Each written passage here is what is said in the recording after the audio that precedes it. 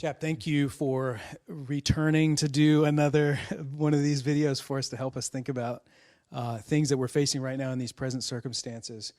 One of the things that we're hearing coming out of China is that in Wuhan and then other of the cities in China following the quarantine, that divorces spiked. The Globe just had a recent article asking, are we going to see a lot of divorces here in the States locally? It's also been highlighted that during this time, domestic abuse, both for spouses and for children, is a real danger and has been going on. So that's a reality. And whether or not either one of those are something that we're specifically facing, these close quarters have highlighted how it's easy to have conflict.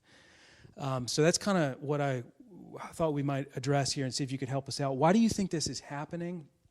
Are there things that are really playing into this that we should be aware of? Well, of course, we know the short answer is sin, and then it's amplified by the stress. So there's closeness, there's close quarters, but then there's also the stress of the financial stress we might feel, or the stress of mom suddenly having to be the tech support and overseeing the teaching. So all that. But the closeness plays a large part of it. I remember one study I read about when I was in school that where social psychologists would say that being close amplifies whatever the feelings are. So if you remember going to a great party, well, people were very close and jammed in, but they were having a great time. Well, likewise, being jammed in amplifies those stresses, I think, that we feel. Yeah, so like when you're dating, you want to be close together for all mostly, we hope, positive reasons. But then when you're forced in closeness with people, sometimes that sort of highlights the opposite of how you want space and you want to get away, and then add in difficult circumstances to that. Amplifies it. Yeah, so before we go any further, I just want to say that if you yourself are experiencing abuse, either emotionally, physically, or sexually during this time, we want to help you. I know we're trying to keep distance from each other, but that's not a reason to stay in a place where you're in danger. And so you should not keep silent. You should tell someone. You can call us, call a close friend, and tell them what's going on. And if need be, leave that situation and get out of that house. If you are somebody who's being tempted right now because of the stress and so forth, and maybe you're struggling with anger, and you feel like you're on the verge of abuse, you also should share that with somebody. Reach out to someone, confess this.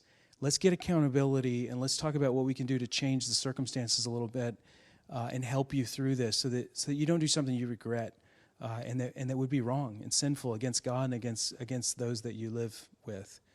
We're here for you. We care about you too, and we understand this is unique. This is hard in a lot of ways, but difficulty doesn't excuse sin. So we need to avoid sin.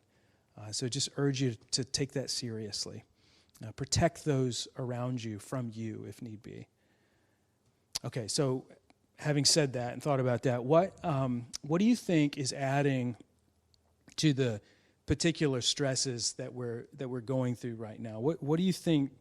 Can we just name some of those things, how we're feeling and dealing? Well, I think the first and hardest place to live out the gospel is in our homes. So they know how to push my buttons. I know how to push their buttons. We've already talked about perhaps financial stress, and even, am I performing? Does my boss think I'm performing if I'm working at home and school and all that? In addition to all that, all of our supports are kicked out. So marriage is not made to support our whole being. So men need men. That's so important. Men need men. Women need women.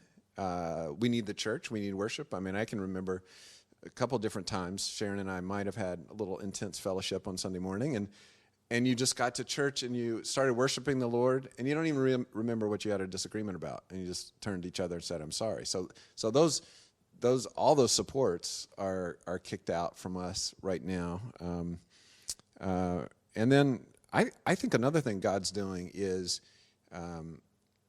we talk, and I appreciate in Grace Harbor about having this theology of suffering, but that little cliche about knowing it in your head, but knowing it and not knowing it in your heart.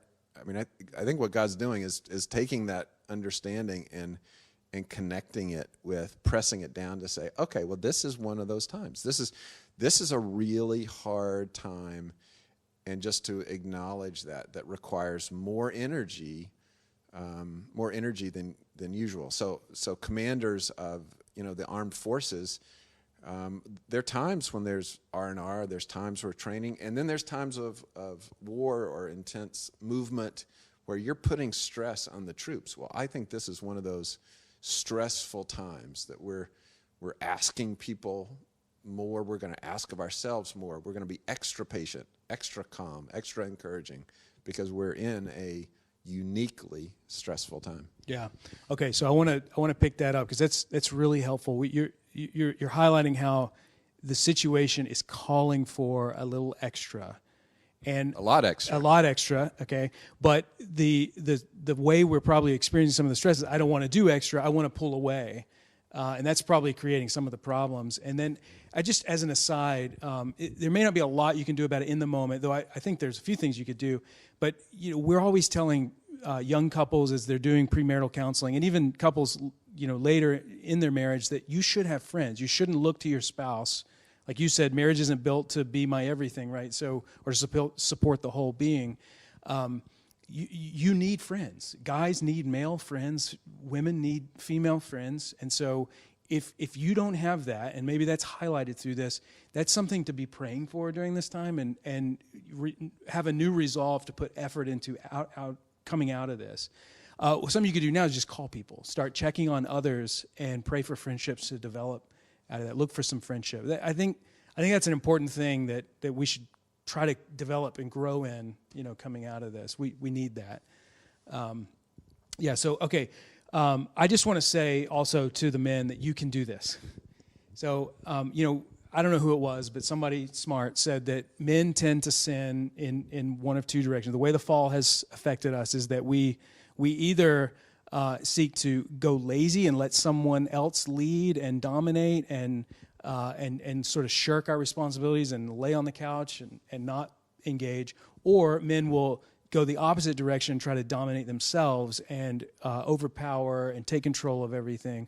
And what we want is somewhere in the middle that's faithfully following the Lord and fulfilling responsibilities. And here we are in this time. I don't want to fulfill this. I don't want to do a lot extra.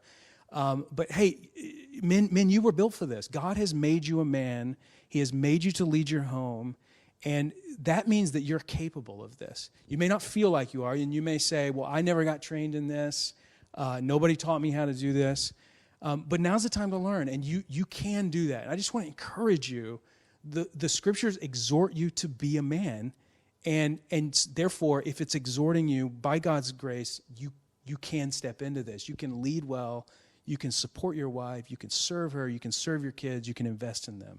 Anything on that you would add? Well, I'm thinking of the quote by the great theologian John Wayne, who said, "Courage is being scared to death and saddling up anyway." And I think part of our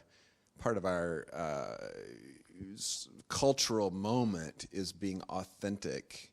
And I authentically am a very sinful being and don't want to do a lot of things. And so part of godliness, discipline yourself, train yourself for godliness, Paul says to Timothy, is doing what I don't want to do, and I don't feel like doing it. I mean, lots of hard phone calls where I didn't want to do it, and so that's not being inauthentic. That's being disciplined. That's being a man. Yeah. So there's, yeah. All right. You shared a verse with me recently that I just thought was really, really good and fitting for this. We need to be strengthened. But you shared a verse recently where you read how David he strengthened himself in the Lord. Yeah, it's in 1 Samuel chapter 30, verse 6, and the context there is he's led his men out raiding, and they come back to find that their hometown, Ziklag, has been overcome and burned, and the women and children taken away. And obviously everyone's distressed, and his men talk about, in here, verse 6, it says, David was greatly distressed, for the people spoke of stoning him, because they were bitter of soul, each for his sons and daughters. So it's a bad moment in terms of the town's been burned. And David's there. He's the leader, perhaps made a mistake. And it says, but David strengthened himself in the Lord his God. So there's scriptures that talk about strengthening one another and that we need to go to the Lord for strength. But in this verse, and in several other places, the responsibility is put on us to strengthen ourselves. And you see that with Moses to Joshua. Have I not commanded you, be strong and courageous? Be strong. That's the command. Be strong. So there are places like that. Paul to Timothy, be strong in the grace, be strengthened in the grace that is in the Lord. So just this idea that if I'm going to speak good things into my family, be the leader I need to be, I need to get my heart right. I need to be strong in the Lord. And so that's just the disciplines of reading the Word, searching out promises, being encouraged. I mean, I would hope that as men, we would come out of this to say, man, it was a really stressful time, but God gave me this promise, and it's really strengthened me. And so, patience is not going to be developed unless you're in a situation that makes you impatient. So it's kind of like working out with weights. You don't build muscles unless you have resistance. Well, we've got a lot of resistance, and so this is how character is formed in those moments that are hard. Really good, really helpful. So the disciplines come back again, the spiritual disciplines, and committing ourselves to them. And some of us obviously find that difficult, and I would just encourage us to press into that. If you find that you're really struggling, you need it all the more. And so if you have a hard time doing that, you need to set the alarm clock and set that aside to do that and not neglect it. Okay, so if you happen to be watching this, though, as a single person, I just want to encourage you that you also are being called to develop and grow in this time. The Lord uses trials to strengthen, to equip you, to train you, to give you endurance. And some of you want to be married one day, and this is a time to be learning how to take care of yourself spiritually so that you are a benefit to the person the Lord might bring into your life. It's an opportunity for that, for you as well.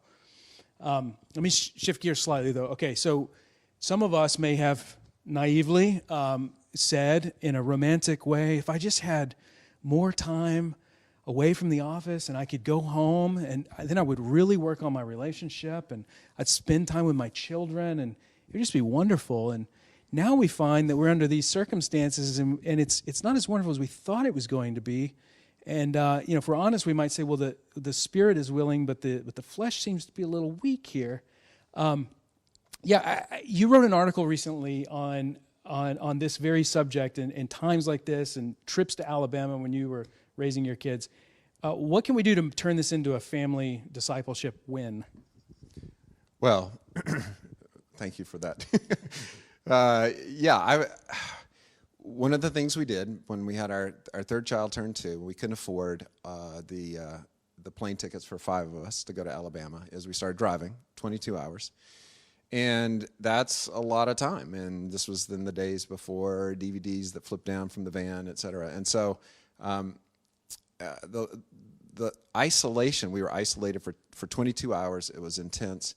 So it took a lot of work on our part. And in the article, I put something, we had lots of times, we had book time and all these, we structured our time. We can talk about that in a minute about boundaries. But also, what we talked about previous is it took a lot out of us. And we were making great effort. Here's the encouraging thing, is that now our 20-year-old kids look back and say, that was a great time.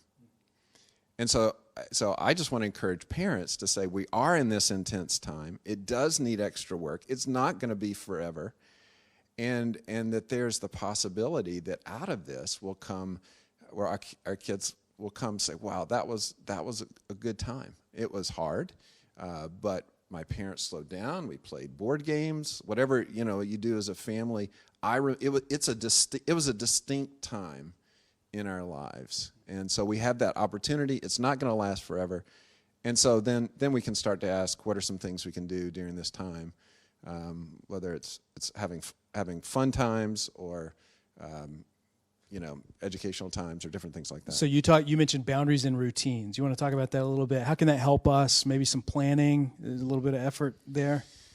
Yeah, well, so to me, part of the way Sharon and I did, and I know did this with our family, and I know families are different, but for me to have this idea of routine and boundaries, and what are we doing throughout our week? So, we're going to have a game night, or we're going to do this and that, and to have our structure. And I think as men, and this gets a little bit into maybe the marriage tension. As men, we are made for work. And so if we're not working, we need to work. So if we're unemployed, our work is to look for a job or to gain a skill. And so that boundary means I need to step away, perhaps, from my family and make sure I'm doing my work. And let my wife do what she was doing, because she's a good manager, delegates, do what she was doing before. And stay in a different part of the house until I sort of re-enter by agreement at lunch, at dinner, when. Yeah. So one of the ways that we've talked about just trying to help your wife might be staying out of her way at times. So talk to us about that if you want to. But as you're thinking about that, I'm thinking of 1 Peter 3:7 that tells us to live with our wives in an understanding way. So men, under normal circumstances, we are in a position of where we need to understand our wives, know who we've married. When you marry a woman, you're not called to love women generally now, but you're called to love this particular woman and love her in a way that understands her. So the woman you married is different than other women. And so that's just normal daily living. Now we have these present circumstances. And if you didn't already work in the home, and if you're working at the type of job that brought you home in this, you are the new thing in her life on a daily basis. And if you add to that, on top of that, kids who were going to school and now have also come home, her domain and her routine and what she normally does is greatly disrupted. You might feel, well, I'm not in my office. She's had you and the kids come home. So the present circumstances require another level of understanding. So you have your wife already, her strengths and weaknesses, and maybe her struggles and her needs. Then you add to that, you're there, close proximity, you're on the phone, da-da-da-da. So I just want to exhort the men, the husbands, to also just recognize that this is a calling to live with your wife in an understanding way. There might be some work to do to understand your wife and what it takes to love her well at this time. Yeah, and that's all really good. And I would add also understanding leadership. So if I'm going to be a good leader of the home, am I speaking encouragement to the family? Am I being properly, as we just talked about, am I properly excusing myself so the person that I've delegated to can carry out her role? But I'm responsible for the morale of my family, and I want to think about what can I do? How, a father's words are so important. So whether it's specific encouragement, just you're doing a great job to our spouse, to our children, or general encouragement. We're going to get through this. We're going to get through this. God's not going to leave us. What am I going to do for work? I don't know. But God, and even again, this goes back to the authenticity. I may be struggling in my heart at that moment, and to be able to, I think, lead my family to say, I believe God's going to get through this. I don't know what's going to happen, or you have the best mom in the world. We have a great situation here, and so just all those encouragements that we're adding, we're giving grace to our family. Our words really give grace, and we can do that, and dads especially. Our words matter. I hope we learn that, and I hope we do that. All right, Chap, one more thing, just in another direction here slightly. Okay, we have kids maybe crawling out of our ears, some of us, and let's say you're working on all that, but you're also thinking, like, I want to work on my marriage. I want to be close to my wife. I want to be close to my husband. How do you do that when you got kids hanging off of you everywhere, like in this kind of setting? Like, what anything you can tell us about drawing close to your spouse during this time? Well, I think that brings us back full circle to the way you opened this segment, which is the divorces in China, and to say our marriage relationship is our primary relationship, and we are over our family.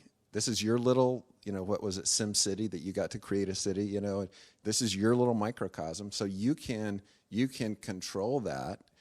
And so, I knew we were going to talk about this, but one of the things Sharon and I did back when money was tighter than it is now was we had in-house dates. So, the opposite of an in-house date is an outhouse date. But anyway, we won't go there. The in-house date. We don't encourage outhouse dating.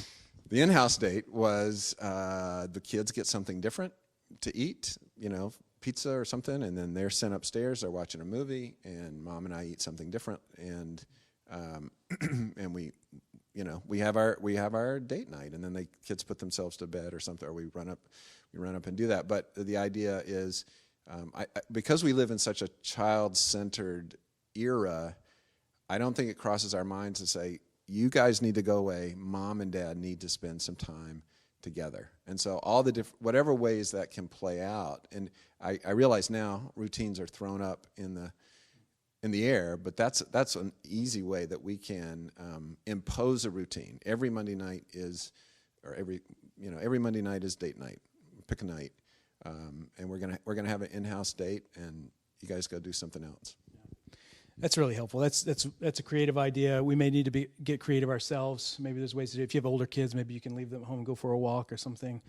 Who knows? But the key there, though, is that the purpose of marriage is oneness, and so we need to be thinking about how do we act as one flesh, as a couple, and develop that even in this trying situation. Awesome. Well, thanks, Chap. Thanks for helping us. We pray this is also helpful for all of us.